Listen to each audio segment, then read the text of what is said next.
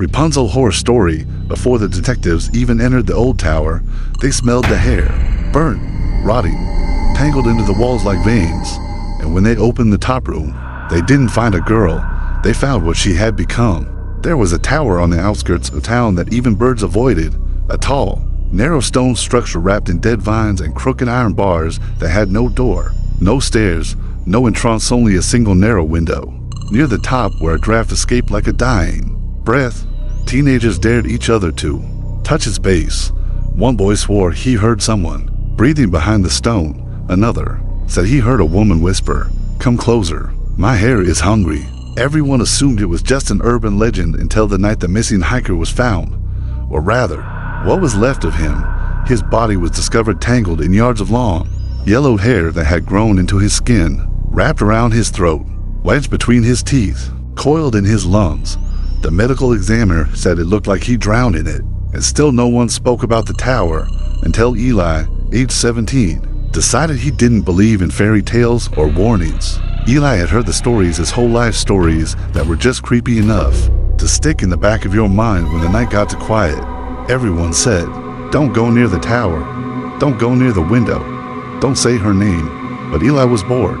He was daring, and he didn't believe in anything supernatural.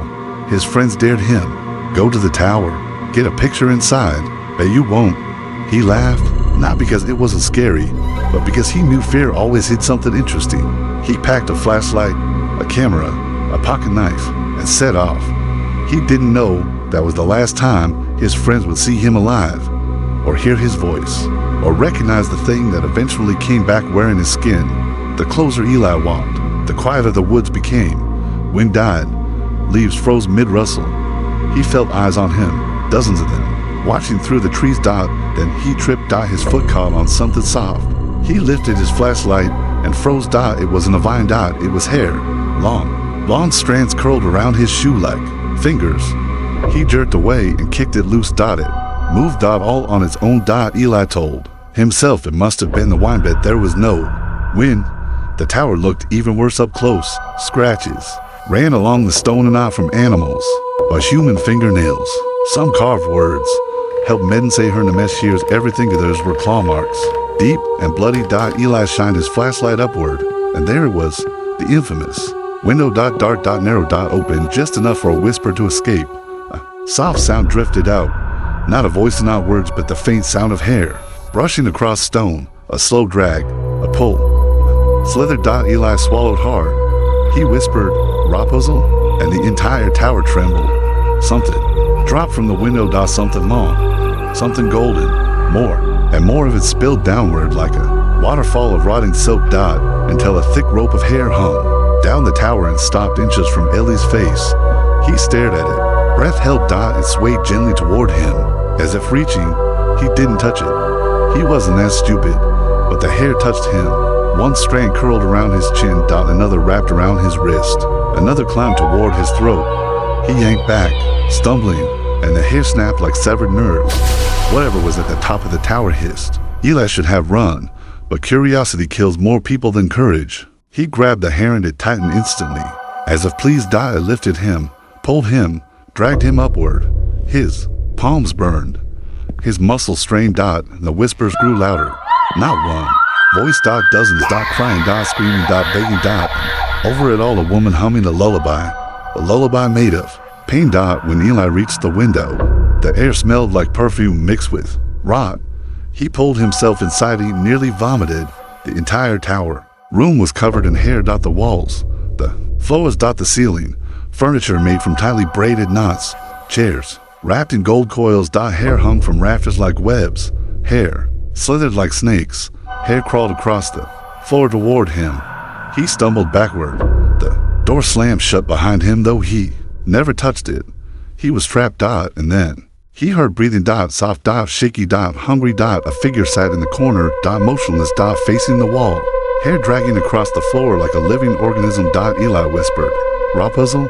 The figure's head twitched. Slowly. It turned. She wasn't a princess. She wasn't even human. Her skin was stretched tight like wax. Her lips were torn from years of screaming. Her eyes were sewn over with thin strands of hair, stitched closed, but somehow still moving beneath. Hair grew from her scalp, her arms, her back, her mouth. Hair that pulsed, hair that breathed, hair that reached for him. She whispered, voice soft and broken, "Say my name." Again, Eli froze, because her voice didn't come from her mouth. It came from the dozens of mouths formed in the walls of hair. Faces trapped and tangled. Not eyes open, but unable to blink. Victims. Still alive. Still whispering. Still begging. Rapunzel stood, and the hair on the floor lunged. Hair wrapped around Ellie's ankles like shackles. More tendrils slithered up his legs, squeezing, pulling him to his knees. He screamed. Rapunzel leaned close. Her breath smelled of blood and dust. She touched his cheek with a bony hand. Her fingers split open, revealing more hair inside. It wrapped around his jaw, his throat, his chest. He felt it push into his skin. Hair burrowing. Hair replacing veins. Hair drinking. The room echoed with whispers. She's hungry. She's starving. Give her your voice. He felt his vocal cords tighten, something crawling across them from the inside. Then snapped. His scream died instantly. He could no longer speak. Rapunzel smiled, a sick, broken smile. She whispered, "You climb my hair. Now my hair climbs you." And darkness swallowed him. 2 days later, Ellie's friends reported him missing. Search teams combed the woods. Finally, someone found the tower. They didn't find Eli. Instead, they found a new rope of golden hair hanging from the window and wrapped inside a fresh skin, fresh teeth, and a camera. When authorities checked the footage, they shut off the monitor halfway through because the last recorded video showed Eli staring at the camera with tears running down his face and hair crawling out of his mouth like living worms. He whispered one final message, "Don't say her name." Then the hair pulled him backward, dragging him into the darkness, and behind him Rapunzel crawled into frame. For the first time, the camera captured her smile, a smile with too many teeth, a smile that stretched from ear to ear, a smile that promised she wasn't done. Long before anyone called her Rapunzel, the girl locked in the tower had another name. Mariel. A quiet child, born with hair that grew twice as fast as it should, twice as long, twice as strong. Her mother claimed it was a blessing. Her neighbors whispered it was a curse. By age 6, Mariel's hair had to be bound with rope. By age 8, it reached her ankles. By age 10, it dragged behind her like a cape of gold. Strands shed everywhere she went, and anyone who touched them felt a sharp sting, as if the hair was alive. Animals refused to go near her. Walls seemed to hum when she passed, and her mother prayed every night to keep something dark from waking inside the child. But it was too late. The day Mariel turned 12, her hair began to move on its own. Not much at first, just a curl here, a twitch there, a strand rising like a snake sensing heat. Her mother saw it and screamed. She locked Mariel in her room. Days later, she dragged the girl to an old healer in the woods. The healer took one look at Mariel's hair and whispered, "She carries the tower's hunger." Mariel didn't know what that meant, but her mother did. And 2 days later, Mariel woke inside a stone tower with no door. Her mother never returned. People believed the tower was a prison. They were wrong. It was a mouth, a living structure built centuries ago by a coven that worshipped a creature called the Keeper of Stranza, parasitic spirit that fed on life by growing through hair. The coven created the tower as an incubation chamber. Whoever was locked inside became a host. Their hair transformed into a network of searching tendrils. Their bodies slowly hollowed out. Mariel wasn't the first child chosen. She wasn't even the 20th, but she became the most dangerous because she didn't die. Every other child withered within weeks, starved, drained, consumed by the hair that grew from their own heads. Mariel lasted years. Her hair grew stronger. Smarter. Hungry. The tower fed her the way a mother feeds an infant, and the woods kept growing quieter. When Mariel turned 16, she tried to cut her hair. She found a broken shard of mirror buried in the dust. She lifted a thick braid and slashed it. The shard snapped like glass against stone. Her hair didn't break. Instead, it lashed back, wrapped around her wrist, squeezed until the bone broke. Mariel collapsed to the floor, sobbing. The tower hummed around her. Walls expanded and contracted like lungs. Her hair slithered across the stone, tasting her blood, and something whispered beneath the floorboards, "You are ours." From that day on, Mariel stopped fighting, stopped speaking, stopped trying to be human. The tower devoured the girl she once was. What rose in her place was the thing people eventually called Rapunzel. Generations passed. The tower stood untouched, isolated, abandoned by time, but not by death. The earliest recorded travelers to vanish were the merchants crossing the forest. Their horses were found without, ridders sliced by something thin as string and sharp as wire. Then a group of hunters. Then a priest. Then a woman looking for her missing daughter. Every disappearance had the same signs. Strands of long blonde hair wrapped around trees, around boots, around roots. Some strands still pulsed. Like veins. People speculated the hair belonged to an animal, a bear, a wolf. Something that shed in the night. But when a whole wedding party went missing, 20 people's whispers began. It's the girl in the tower. She calls out at night. She traps you with beauty, then eats your screams. No one approached the tower again. Until Ellie's generation forgot. And curiosity returned. Eli didn't die immediately. The tower doesn't devour its victims at once. It reshapes them, hollows them, uses them. While Ellie's friends thought he simply vanished, he was still alive inside the tower barely. Rapunzel used him the way the tower used her. His eyes were peeled, open with hair hooks, his limbs bound in coils, his jaw forced apart. He heard the other victims whisper from inside the walls, voices trapped in clumps of hair, faces fused into braids, eyes staring through tangles. One voice, a young girl, whispered, "She won't kill you yet. She makes us watch each other die first." Another voice gasped, "The hair remembers every scream." A third voice whimpered, "We become the strands." The tower groaned around them, expanding and contracting with every breath. Hair slid across Ellie's skin like cold tongues. Every hour, a new memory was stripped from him. Digestive's bar. That's why the camera footage showed him blank, empty, barely human. He wasn't Eli anymore. He was becoming part of the tower. Detective Mara Fields didn't believe any of it. Disappearance? Sure. Wolves? Possible. Murder? Likely. Magic tower? Absolutely not. Until the night she touched one of the blonde strands, collected from the woods. The hair tightened around her, fingers squeezing. She flung it away, but the sting remained. That night she dreamed of the tower. In the dream she floated upward, caught in strands of hair, her body dangling like a puppet. At the top window, a figure stood. Not Eli. Not a girl. Not anything she recognized. A thing with sewn shut eyes and a smile made of hair. When Mara woke up, the same hair was wrapped around her. Wrist. Real. Warm. Alive. She booked a team immediately. Mara and 3 officers approached the tower at dusk. The forest was silent. Not even insects. CHI or PED. Her flashlight flickered. Something moved in the trees. Not an animal. Not a human. A curtain of blonde hair drifted between trunks as if floating in water. Officer Hamlin whispered, "Wind." There was none. Hair curled around his boot. He didn't notice. Mara did, before she could. Warn him. Hair tightened and yanked him into the dark. His scream echoed like it came from inside a tunnel. The others ran toward them. Sound. Mara froze, because now she could hear it clearly. A hum, a lullaby. The tower was waking. The rope of hair uncoiled and dropped again. Just like it did for Eli. Only this time, the rope didn't stop inches from the ground. It slammed violently against the dirt like a chain dropped by an executioner. More hair poured out. Not golden. Not healthy. Black. Thick. Wet, with something darker than water. The rope began dragging itself toward Mara. She ordered the officers to fall back. They didn't. Officer Lane tossed a flare toward the hair. It caught fire. The hair shrieked. Not burn. It screamed. Dozens of voices. Men. Women. Children. All burning. All alive. The hair withdrew, but the window above opened wider. A pale arm reached out. Thin. Elongated. Knotted with veins of hair. It beckoned. Inviting. Mara stepped back and felt something behind her. Hair wrapping her throat. Mara clawed at her neck. Her nails tore skin. She couldn't breathe.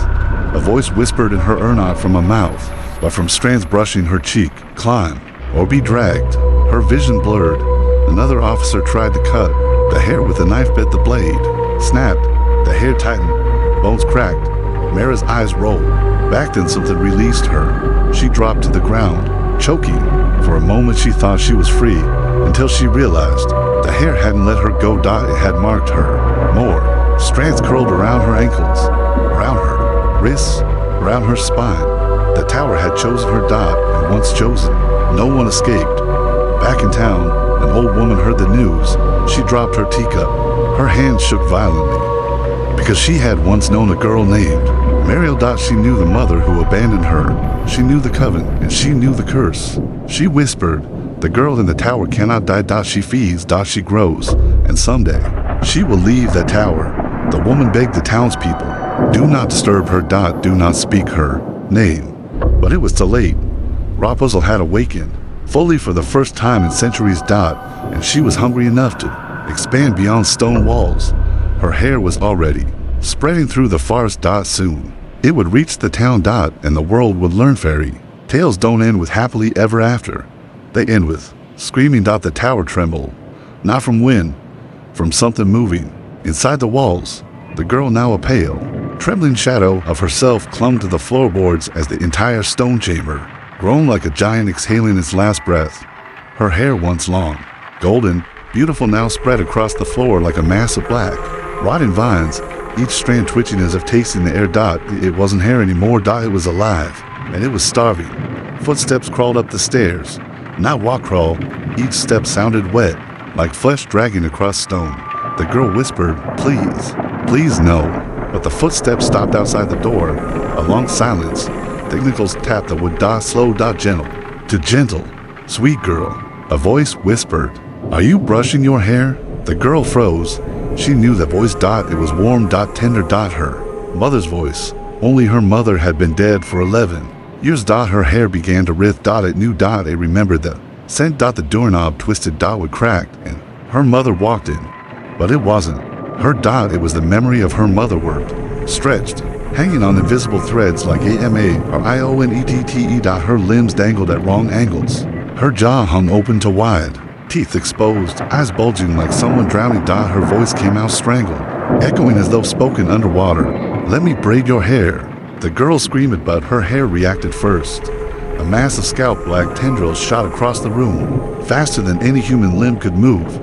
They wrapped around the mother puppet's neck and ripped. The head rolled across the floor, its eyes still blinking, still trying to speak.